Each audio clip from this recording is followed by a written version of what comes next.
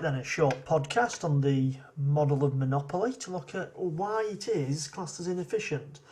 A monopoly, we're aware, is where there is one seller in a market, although a legal definition by the government is a business that has a market share of 25% or more. Monopoly is said to be inefficient, an inefficient market structure, because it is both allocatively and productively inefficient. And what I hope to do in this podcast is to run through the model of monopoly and make sure you understand why it is productively and allocatively inefficient. Right, if we construct the model, then we've got our price, cost and revenue axes against our output line. We've got our demand line, which is also average revenue. Marginal revenue, of course, in monopoly lies under that. Average costs and marginal cost. And what we know is that a monopolist, like any other firm, will produce at the profit maximising point, which is where marginal cost equals marginal revenue.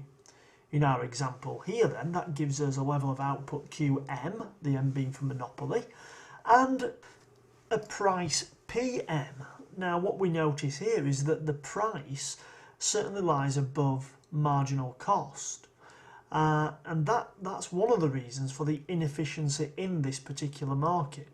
What we know about monopolists then is that they have the ability to generate very high levels of profit, supernormal levels of profit, shown in the diagram there. Now what we know is that if this industry were perfectly competitive, price would be lower at PPC for perfectly competitive and a higher level of quantity.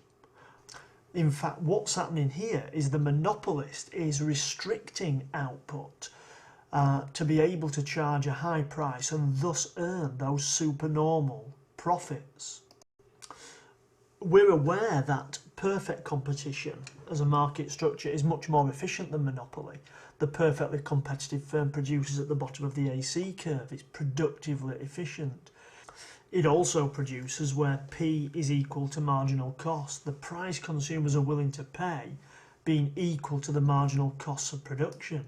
Graphically, we can see that the perfectly competitive firm, there it is producing at the bottom of the AC curve, where P is equal to MC. That, you should be aware, is an example of allocative efficiency, and the monopolist is not that.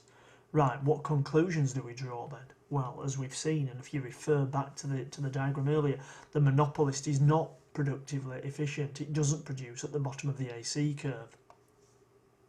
Furthermore, it's not allocatively efficient. Price is not equal to marginal cost under monopoly.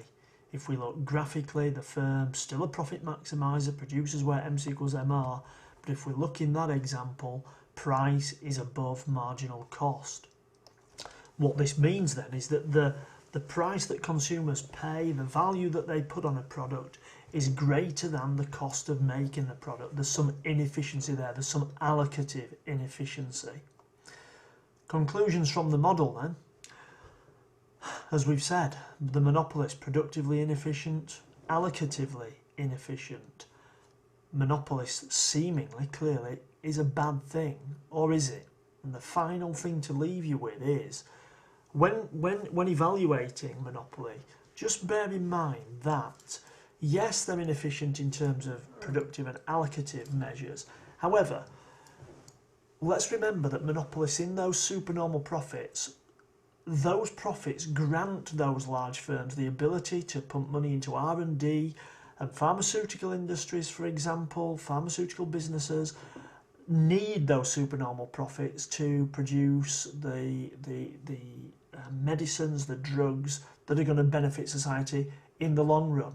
Car companies make massive profits. Maybe those profits are going to be used to create a very clean form of hybrid engine in the future. The second benefit of monopoly potentially is that in some industries competition is inefficient.